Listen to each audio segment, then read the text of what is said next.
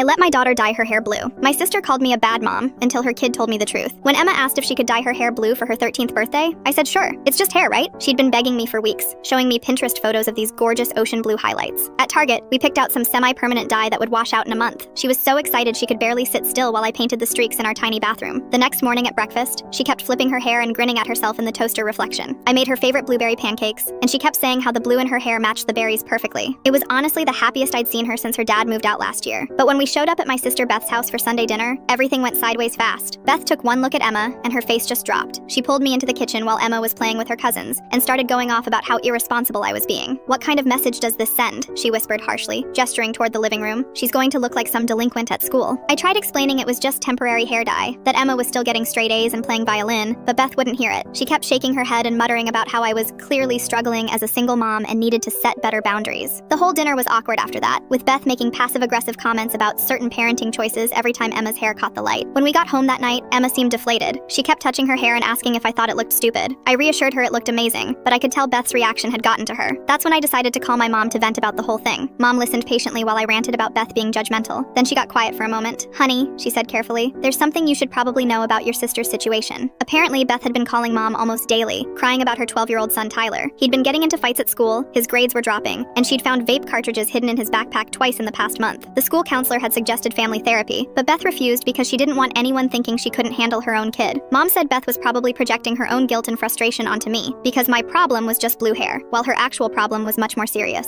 The next weekend, Tyler showed up at our door around dinner time, looking miserable. Emma invited him to stay for tacos, and while we were eating, he started opening up. Turns out, he'd been hanging with older kids who were getting him into trouble, but he was too scared to tell his mom because she'd been so stressed lately. He said he wished his parents would let him express himself like Emma could, instead of just yelling at him for everything. After Tyler went home, Emma hugged me tight and said, "Thanks for letting me be myself, Mom," even when Aunt Beth was being mean about it. That's when I realized the blue hair wasn't just about looking cool. It was about Emma feeling safe enough to explore who she was becoming, knowing I'd support her no matter what.